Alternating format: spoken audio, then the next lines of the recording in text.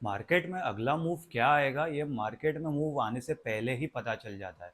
अगर आपको chart pattern read करना आता है तो आप इस मूव को अच्छे से कैप्चर कर सकते हो और लंबे टाइम तक कैप्चर कर सकते हो। तो चलिए गाइस, बिना कोई देरी किए इस वीडियो में हम लोग डिस्कस करेंगे चार्ट पैटर्न्स के बारे में।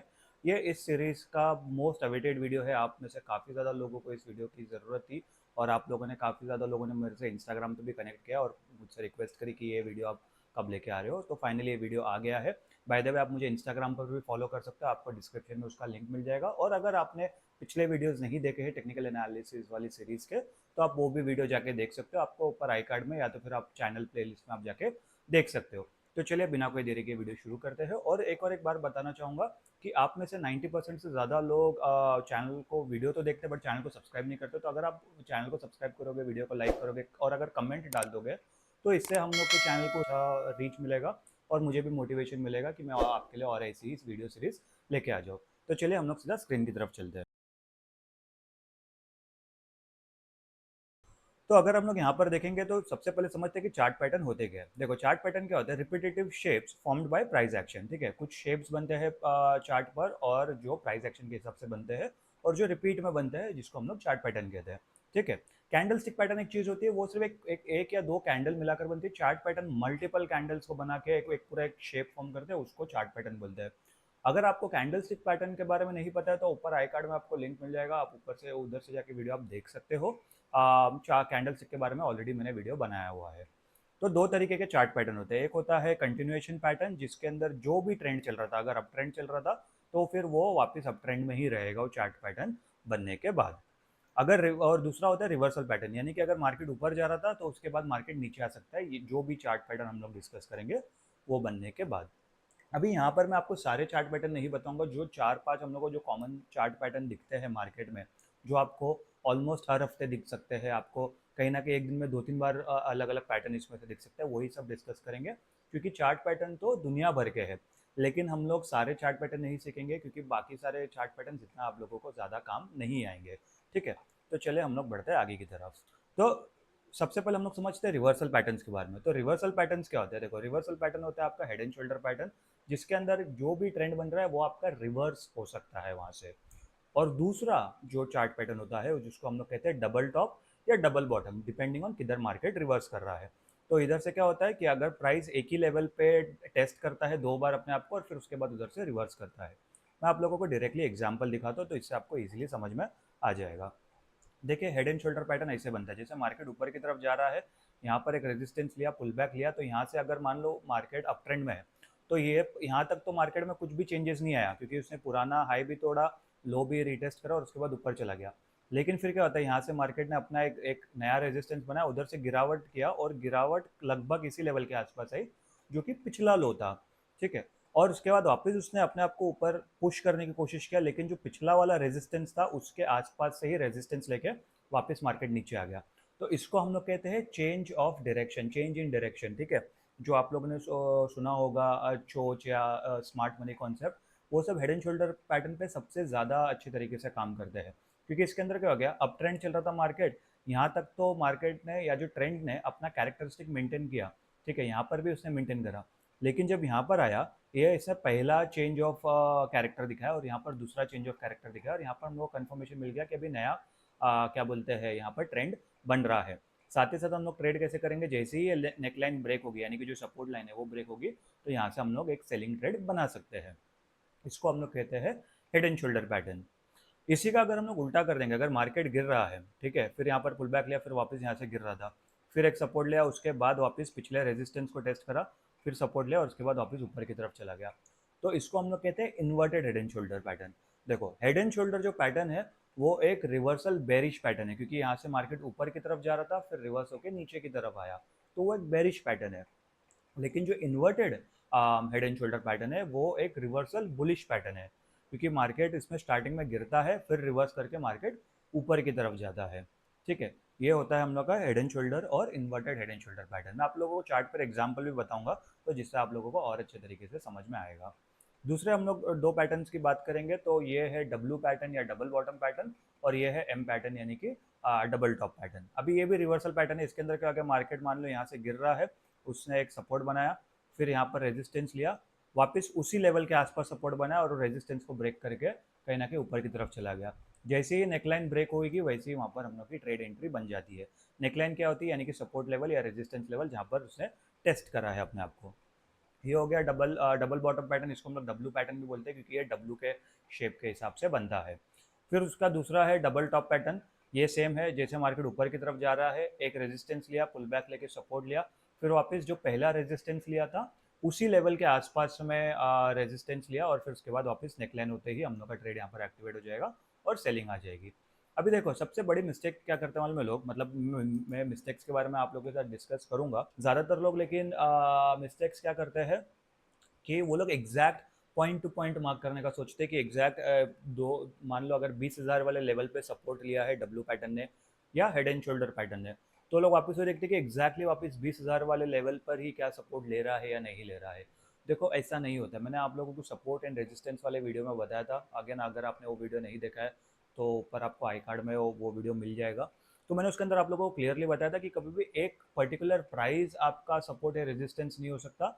आपको हमेशा एक रेंज ड्रॉ करना है। जैसे 20,000 का अगर आपको जो प्राइस है वहाँ पर सपोर्ट दिख रहा है, तो आप 19,950 से लेकर 20,000 वाले लेवल यानी 50 पॉइंट का एक रेंज आप डिस्कस करो, जहाँ पर आप सपोर्ट या रेजिस्टेंस अपना मार्क कर सकते हो, जिधर आपको मल्टीपल टच पॉइंट्स मिलेंगे। ठीक है, तो ये चीज़ आई होप आप लोगों को समझ में आई होगी। चलिए हम लोग देखते हैं यहाँ पर चार्ट पैटर्न के एग्जाम्पल्स।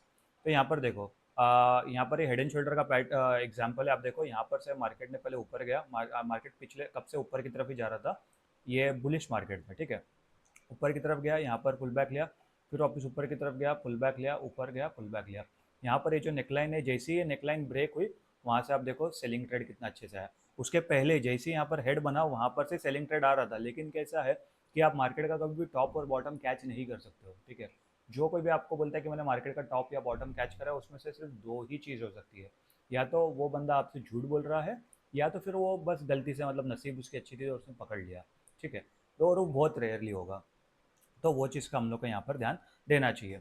तो यहाँ पर देखो, आप जैसे आप ट्रेडिशनल जैसे टेक्स्ट बुक में या जो भी मैंने आपको एग्जांपल बताया था उसके अंदर कैसा था, ऐसे तरीके से पूरा प्रॉपर एक हेड एंड शोल्डर पैटर्न दिख रहा था। बट यहाँ अगर अगर आप रियल लाइफ एग्जांपल देखोगे तो लेफ्ट वाला शोल्डर थोड़ा सा बड़ा है, राइट वाला शोल्डर थोड़ा सा छोटा है, हेड एकदम प्रॉपर अलाइंड नहीं है। ठीक है, तो काफ़ी बारी आपको एकदम एक्यूरेट नहीं मिलेगा। दूसरी गलती लोग यही करते कि लोग एक्यूरेट एकदम पिन पॉइंट देखने का कोशिश करते हैं कि हेड एंड शोल्डर एकदम हेड एंड शोल्डर जैसे नहीं दिख रहा है। तो आपको थोड़ा सा है ना, मार्केट को थोड़ा सा जूम आउट करके देखना पड़ेगा कि यहाँ पर कुछ पैटर्न बन रहा है या नहीं बन रहा है। देखो एक टिप आपको देना चाहूँगा मैं, कि जब भी आप ट्रेंड लाइन या फिर सब चार्ट पैटर्न अगर आप ड्रॉ करते हो ना, तो मार्केट को एकदम ज़्यादा जूम इन करके मत देखो, थोड़ा सा उसको जूम आउट करके देखो, तो आपको अच्छे से समझ में आएगा कि यहाँ पर कोई चार्ट पैटर्न बन रहे हैं या नहीं बन रहे हैं। बाय द वे, अगर आपको ये वीडियो थोड़ा भी पसंद आ रहा है तो वीडियो को लाइक कर देना, चैनल को सब्सक्राइब कर देना, और कमेंट करके ज़रूर बताना कि आपने रिसेंटली कभी चार्ट पैटर्न को ट्रेड करा है, या अगर आपने कोई रिसेंटली कोई चार्ट पैटर्न ऑब्जर्व करे हैं और क्या वो उस तरीके से काम करे हैं जैसा मैं इस वीडियो में डिस्कस कर रहा हूँ। चलिए आगे दूसरा एग्जाम्पल देख लेते हैं हम लोग। तो देखो यहाँ पर, देखो यहाँ पर ये डब्ल्यू पैटर्न है, यानी कि डबल बॉटम पैटर्न। आप देखो कि यहाँ से मार्केट अच्छा खासा नीचे की तरफ जा रहा है। यहाँ पर जैसा कि मैंने बताया था, कोई एक पॉइंट, स्पेसिफिक पॉइंट सपोर्ट नहीं होता है, एक रेंज होता है। तो मैंने इस रेंज को मार्क करा था क्योंकि यहाँ पर एक टच पॉइंट था, यहाँ पर दो तीन टच पॉइंट है। तो आप देखोगे यहाँ पर सपोर्ट लिया, फिर उसके बाद पुल बैक लिया, और उसके बाद वापस इसी लेवल के पास सपोर्ट लिया। जैसे ही नेकलाइन ब्रेक हुई, आप देखो नेकलाइन ब्रेक होते साथ ही कैंडल भी कितनी ज़्यादा बड़ी ग्रीन कैंडल बनी, क्योंकि यहाँ पर बहुत ज़्यादा लोगों ने एंट्री बनाई होगी, क्योंकि सब लोग चार्ट पैटर्न देखते होंगे। तो वो लोग ने ऑब्जर्व करा रहेगा कि भाई यहाँ से नेकलाइन तो ब्रेक हो रही है, तो वहाँ पर अच्छी खासी बाइंग आई, और उसके बाद आप मार्केट को कितना अच्छे तरीके से ऊपर गया। हालांकि वहाँ पर थोड़ा बहुत साइडवेज दिख रहा है, बट अच्छा खासा यहाँ से अगर आप देखोगे इतना अच्छा मोमेंटम है, काफ़ी ज़्यादा एक अच्छा मोमेंटम हो जाता है अगर आप स्पेसिफिकली इंट्राडे और स्विंग ट्रेडिंग के हिसाब से भी देखोगे तो। ठीक है, और स्कैल्पर्स के लिए तो ये बहुत ही ज़्यादा बड़ा मूव है। ठीक है, तो इस तरीके से हम लोग को यहाँ पर डबल बॉटम का भी एग्जाम्पल मिलता है। अभी इसके अंदर मैंने इन्वर्टेड हेड एंड शोल्डर या फिर डबल टॉप के एग्जांपल्स नहीं बताए हैं। वो आपके लिए मैं एक रिसर्च छोड़ता हूँ कि आप जाके चार्ट पर देखो और कमेंट करके बताना कि कौन से चार्ट पर या कौन से स्टॉक पर, इंडेक्स पर रिसेंटली अभी डबल टॉप पैटर्न या inverted head and shoulder pattern बना है और वो किस तरीके से काम किए हैं। चलिए हम लोग यहाँ पर डिस्कस करते हैं कंटिन्यूएशन पैटर्न के बारे में। अभी कंटिन्यूएशन पैटर्न क्या होता है, जब आप अगर मान लो मार्केट ऊपर की तरफ जा रहा है, तो कंटिन्यूएशन पैटर्न के बाद भी मार्केट ऊपर की तरफ ही जाएगा।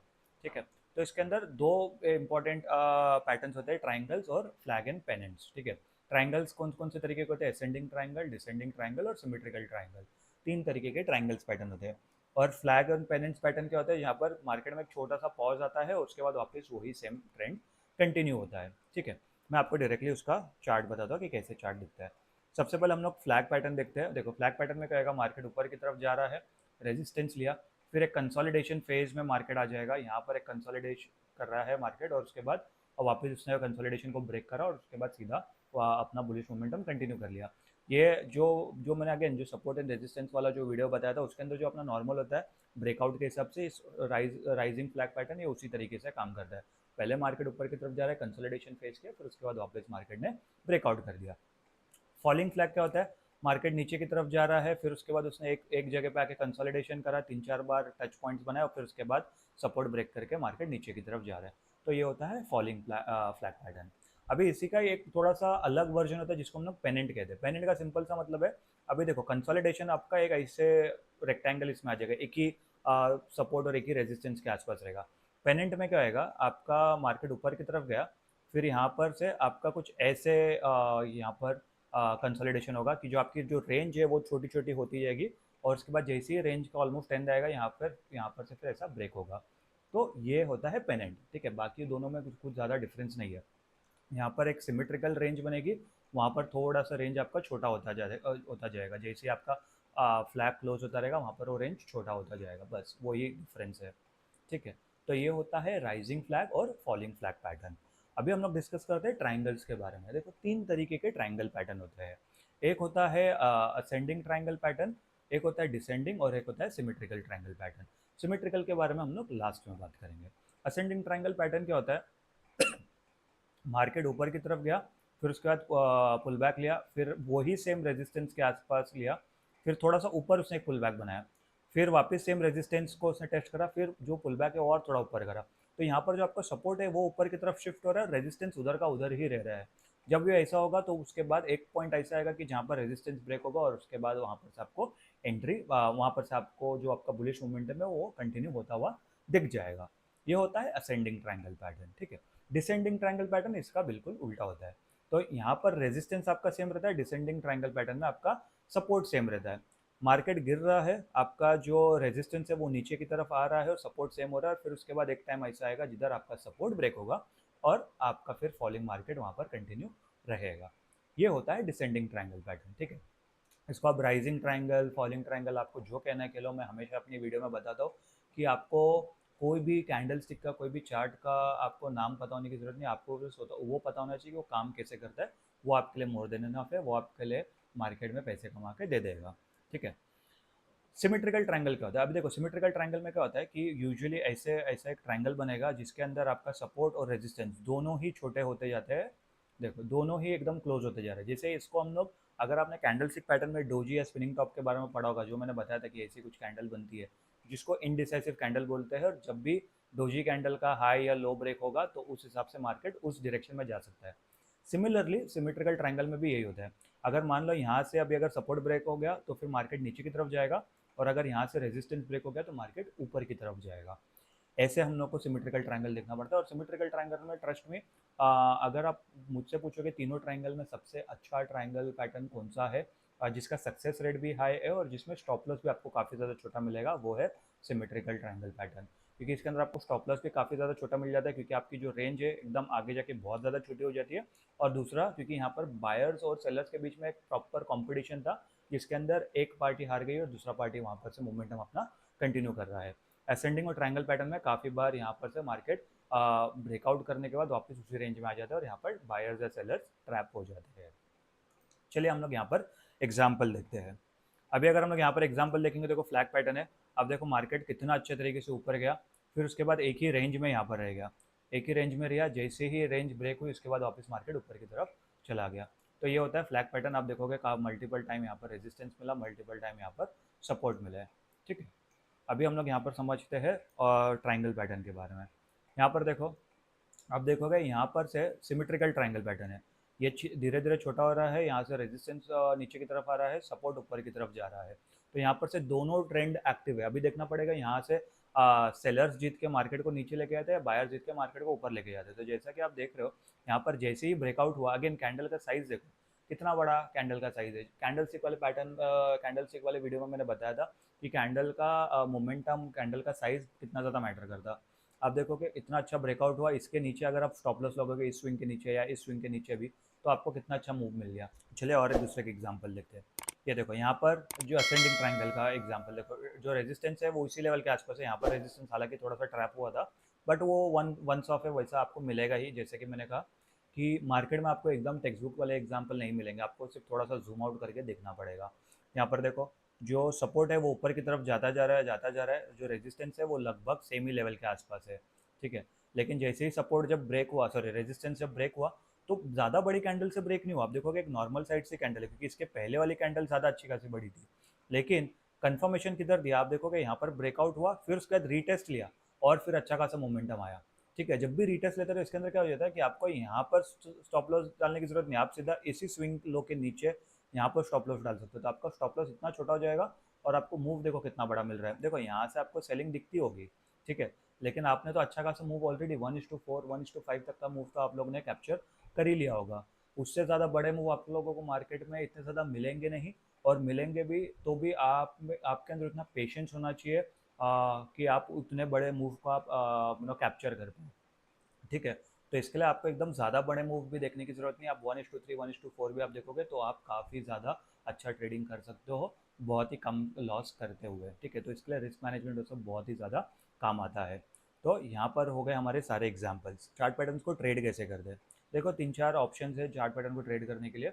देखो सबसे पहले आपका जब भी चार्ट पैटर्न बनता है ना, हमेशा मल्टीपल टचेस आने दो उसको, और वो चार्ट पैटर्न को पहले क्लियरली उसको पूरा शेप लेने दो। जैसे फॉर एग्जांपल यहाँ पर एक डबल टॉप पैटर्न है, फॉर एग्जांपल ऐसे हो गया, ठीक है। यहाँ पर आपने देख लिया डबल टॉप पैटर्न है। कितने लोग क्या करते हैं मालूम है क्या, ये यहाँ से नीचे आने से पहले ये लोग सोचते हैं कि यहाँ पर तो डबल टॉप पैटर्न बन गया, मैं यहाँ यहीं पर से सेल कर देता हूँ, मार्केट यहाँ से आ जाएगा तो मैं नेकलाइन का वेट क्यों करूँ, मेरे को ये वाला मूव भी कैप्चर करना है तो मैं ज़्यादा पैसे कमा लूँगा। लेकिन दिक्कत क्या आ जाती है, डबल टॉप पैटर्न फिर ऐसा बन जाता है, वो काफ़ी बार वो एम पैटर्न नहीं बनता, वो एन पैटर्न हो जाता है, क्योंकि यहाँ से जो रेजिस्टेंस है वो रेजिस्टेंस को जो भी मार्केट ने उसे टेस्ट करके नीचे नहीं आया, बल्कि उसको ब्रेक कर दिया। तो यहाँ पर आपका लॉस हो सकता है। ये बात का हम लोग को ध्यान देना चाहिए, हमेशा पैटर्न को पूरा कंप्लीट होने दीजिए। देखो थोड़ा सा आप क्या कहते हैं जो हम लोग बोलते हैं ना, living money on the table, कि थोड़ा सा पैसा आप टेबल पर छोड़ के जाओगे, ठीक है कोई दिक्कत नहीं, बट एटलीस्ट हम लोग को ये सोचना चाहिए कि यहाँ से मेरा ट्रेड कंफर्मेशन का पॉसिबिलिटी ज़्यादा है, यहाँ से मेरा लॉस होने की पॉसिबिलिटी काफ़ी ज़्यादा कम है। वो सोच के आपको ट्रेडिंग करनी चाहिए, या फिर इन्वेस्टिंग जो भी है। दूसरा चीज़ मैं हमेशा कहता हूँ कि वॉल्यूम के साथ अगर आप ब्रेकआउट कंफर्म करोगे तो आपको बहुत ज़्यादा कंफर्मेशन, स्ट्रॉन्ग कंफर्मेशन मिलेगा, और यहाँ से आपका जो ब्रेकआउट है वो फेक आउट होने की पॉसिबिलिटी बहुत ही ज़्यादा कम हो जाएगी, वो फेल होने की पॉसिबिलिटी काफ़ी ज़्यादा कम हो जाएगी। तीसरा, हमेशा जैसे मैंने कैंडल स्टिक वाले वीडियो में भी कहा था कि कैंडल क्लोज होने के बाद ही ट्रेड करना, कभी भी कैंडल क्लोज होने के पहले ट्रेड नहीं करना, ठीक है। आप लोगों को सिर्फ एक प्रो टिप देना चाहूँगा कि जब भी अगर आपको लगता है ना कि कैंडल क्लोज होने के बाद बहुत ज़्यादा बड़ी कैंडल बन जाती है और हम लोग को एंट्री बहुत ज़्यादा दूर पड़ जाती है, तो जैसे अगर आप 5 मिनट की कैंडल देख रहे हो, तो क्या करना चाहिए, जैसे ही 4 मिनट और 50 सेकंड या 45 सेकंड होते हैं, लास्ट के जब 10-15 सेकंड रहते हैं ना कैंडल क्लोज होने के पहले, और अगर आप देख रहे हो कि अच्छी खासी बड़ी कैंडल बन गई है और थोड़ा सा आपको जल्दी एंट्री करना है, कैंडल क्लोज होने का वेट नहीं करना है, क्योंकि लास्ट के कभी कभी 10-15 सेकंड में भी कैंडल और ज़्यादा बड़ी हो जाती है। तो लास्ट के 10-15 सेकंड जब क्लोज होने के पहले थोड़ा सा आप ट्रेड ले सकते हो, लेकिन उसके अंदर भी काफ़ी बार रिस्क हो जाता है, क्योंकि जैसे मैंने कहा कि लास्ट के 10-15 सेकंड में भी काफ़ी बार एक अच्छा मूव आ जाता है, तो वो आपके साइड में भी जा सकता है, आपके अगेंस्ट में भी जा सकता है, ठीक है। तो वो चीज़ का भी आप लोगों को यहाँ पर ध्यान रखना चाहिए। दूसरा, स्टॉप लॉस हमेशा जो भी चार्ट पैटर्न बना है उसका ऊपर या नीचे रखना चाहिए। जैसे फॉर एग्जांपल यहाँ पर डब्ल्यू पैटर्न बना है, डबल बॉटम पैटर्न, ठीक है। तो यहाँ पर अगर मैं एंट्री यहाँ पर ले रहा हूँ तो मुझे स्टॉप लॉस इस स्विंग के नीचे रखना चाहिए आइडियली, ठीक है। लेकिन काफ़ी बार क्या होता है, बहुत ही बड़ा यहाँ पर रेजिस्टेंस मिल जाता है, तो इतना बड़ा स्टॉप लॉस शायद मेरे लिए इतना ज़्यादा वैलिड नहीं रहेगा, क्योंकि मुझे यहाँ पर अगर इधर तक का ही रेंज मिल रहा है तो मेरे लिए रिस्क रिवॉर्ड रेशो वहाँ पर अच्छे से मैं मैनेज नहीं कर पाऊंगा। तो जो भी आपको स्विंग लो वहाँ पर दिख रहा है, क्योंकि डायरेक्टली मार्केट ऐसे तो ऊपर जाएगा नहीं, उसके अंदर कुछ ना कुछ ऐसे छोटे मोटे स्विंग लोस तो बनाएगा। तो जो भी आपको रिसेंट का स्विंग लो दिख रहा है उस नेकलाइन ब्रेक करने से पहले एटलीस्ट उस स्विंग लो के कुछ 15-20 पॉइंट नीचे आप स्टॉप लॉस रखना, तो आपको थोड़ा यहाँ पर सेफ्टी नेट मिलेगा, ठीक है। ये चारों चीज़ों का अगर आप ध्यान रखोगे या इन चारों चीज़ों के हिसाब से अगर आप ट्रेड करोगे तो आपका चार्ट पैटर्न में आपका कोई भी हाथ पकड़ नहीं सकता है। चलिए कुछ मिस्टेक्स के बारे में समझते हैं। कॉमन मिस्टेक्स क्या करते हैं, देखो जैसे कि मैंने ट्रेंड लाइन के हिसाब से ट्रेंड लाइन में वाले वीडियो में भी बताया था कि जहाँ पर ट्रेंड लाइन नहीं बन रही वहीं पर लोग ट्रेंड लाइन बना रहे हैं। उसी सेम तरीके से अगर जहाँ पर पैटर्न बन ही नहीं रहा है, ठीक है, कुछ ऐसा ऐसा पैटर्न बन रहा है, लोग इसको बता रहे हैं अरे हेड एंड शोल्डर पैटर्न है, अरे भाई कहाँ से हेड एंड शोल्डर है ये। फिर उसके बाद अगर कुछ ऐसा ऐसा आड़ा टेढ़ा कुछ पैटर्न बन रहा है, लोग इसको बोल रहे हैं डबल टॉप पैटर्न है, या डबल टॉप पैटर्न है ही नहीं। ये शायद फ्लैग हो सकता है अगर यहाँ पर अगर एक अच्छा बुलिश मोमेंटम आया है तो, ठीक है, लेकिन ये तुम पहले पैटर्न को समझो कि ये कौन सा पैटर्न बना रहा है और क्या पैटर्न एक्चुअली बना भी रहा है या नहीं बना रहा है। तो वो एक नॉर्मल कंसोलिडेशन है या फिर एक वहाँ पर एक नॉर्मल से एक ट्रेंड चल रहा है और वहाँ पर कोई भी पैटर्न नहीं और आप सिंपली बस ड्रॉ करके बस ट्रेड करने का सोचो, तो वो चीज़ आप लोगों को देखनी चाहिए। दूसरी सबसे बड़ी गलती क्या करते हैं लोग कि वॉल्यूम का कंफर्मेशन देखते ही नहीं है। ये मान लो यहाँ पर अच्छा खासा यहाँ पर हम लोग को डबल टॉप पैटर्न दिखा, लाइन यहाँ पर ट्रेंड लाइन सॉरी जो नेकलाइन है वो ब्रेक हो रही है, ठीक है, यानी कि सेलर्स आपको चार्ट पैटर्न के हिसाब से दिख रहे हैं कि स्ट्रांग है, लेकिन जो वॉल्यूम्स है वो धीरे धीरे कम हो रहे हैं। ठीक है, मैंने वॉल्यूम्स वाले वीडियो में मैंने आप लोगों को बताया था कि वॉल्यूम्स कम होना उस कभी भी ब्रेकआउट के टाइम पे और ज़्यादा वॉल्यूम्स होना में कितना ज़्यादा ज़मीन आसमान का फर्क हो जाता है और आपका ट्रेड में कितना ज़्यादा इफेक्टिव करता है वो। अगर आपने वॉल्यूम वाला वीडियो नहीं देखा तो ऊपर आपको आई कार्ड में मिल जाएगा, आप वो जाके देख सकते हो। और आखिरी चीज़ अगर हम लोग यहाँ पर डिस्कस करेंगे कि लोग जो ब्रेकआउट के पहले ही ट्रेड कर लेते हैं, ठीक है, जैसा कि मैंने यही वाला एग्जाम्पल बताया था कि यहाँ पर ये ब्रेकआउट हुआ नहीं है, ये इधर से डायरेक्टली हम लोग को मूव कैप्चर करना है या फिर बीच में से किधर से मूव कैप्चर करना है जहाँ पर नेकलाइन का ब्रेकआउट ही नहीं हुआ है। अभी देखो जैसा मैंने आपको पहले वाला एक एग्जांपल बताया था कि यहाँ पर से डायरेक्टली मार्केट ऊपर की तरफ जा सकता है, करेक्ट। तो अगर ये नहीं हुआ तो अगर मान लो कि यहाँ पर से आप सोचते हो कि मैं इधर बीच में पकड़ लूँ क्योंकि ऑलमोस्ट उसने रेजिस्टेंस के तो ब्रेक नहीं करा, ऊपर की तरफ तो नहीं गया, नीचे की तरफ ही आ रहा है प्राइस, लेकिन आप सोचते हो कि मैं सपोर्ट के पहले ही एंट्री ले लेता हूँ। तो क्या होता है कि क्या पता आप सपोर्ट के पहले यहाँ पर एंट्री ले लो, 50 पॉइंट आप कमा भी लो और उसके बाद लेकिन मार्केट ने यहाँ से सपोर्ट लिया और वो एक साइडवेज मोमेंटम पे चला गया कुछ देर के लिए। स्पेशली अगर आप ऑप्शंस में या फ्यूचर्स में ट्रेड करो तो फिर तो आपका लॉस हो ही जाएगा। अगर आप एक बार क्या कहते हो नॉर्मल स्टॉक्स में ट्रेड करो तो शायद से आपका थोड़ा बहुत पैसे मतलब आप सेव कर पाओगे, लेकिन ऑप्शंस में अगर आप ट्रेड करो, अगर मार्केट अगर साइडवेज हो गया तो आप लोगों को पता ही है टाइम डिकी की वजह से आपका कितना प्रीमियम लॉस होएगा। तो वो चीज़ तो हम लोग को बिल्कुल नहीं करनी चाहिए। उससे अच्छा अगर आप थोड़ी देर रुक जाओगे और आप देख लोगे कि एक बार अगर आपने ब्रेकआउट को कंफर्म कर लिया तो उस हिसाब से आपको एक अच्छा ट्रेड मिलेगा जहाँ पर आप आपका जो टीटा डीके होने वाला था जिधर आपका प्राइस एक ही जगह पे रहा, ना वो ऊपर गया ना नीचे गया, ठीक है, ना आपके अगेंस्ट जा रहा है ना आपके फेवर में जा रहा है, फिर भी आपको लॉस हो रहा है, तो वैसी ट्रेडिंग करके बिल्कुल भी मतलब नहीं है। देखो ये कुछ होते हैं एग्जाम्पल आपके चार्ट पैटर्न के रिलेटेड कि चार्ट पैटर्न को कैसे ट्रेड करना चाहिए। तो ये हो गया चार्ट पैटर्न के बारे में। अभी हम लोग अगले वीडियो में डिस्कस करेंगे ऑसिलेटर्स के बारे में, ऑसिलेटर्स क्या होते हैं, एक एग्जांपल दूंगा आपको आरएसआई के बारे में, स्टोकेस्टिक के बारे में।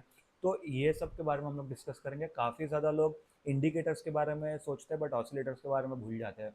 तो ये मैं आपको 2-3 ऑसिलेटर्स के बारे में बताऊंगा, काफ़ी ज़्यादा इंटरेस्टिंग वीडियो होगी वो वाली भी। तो आई होप गाइस आप लोगों को ये वीडियो पसंद आया होगा। वीडियो अगर पसंद आया होगा तो वीडियो को लाइक कर देना, चैनल को सब्सक्राइब कर देना, नोटिफिकेशन घंटी जरूर दबा देना। मैं मिलता हूँ आपसे अगले वीडियो में, तब तक के लिए गुड बाय।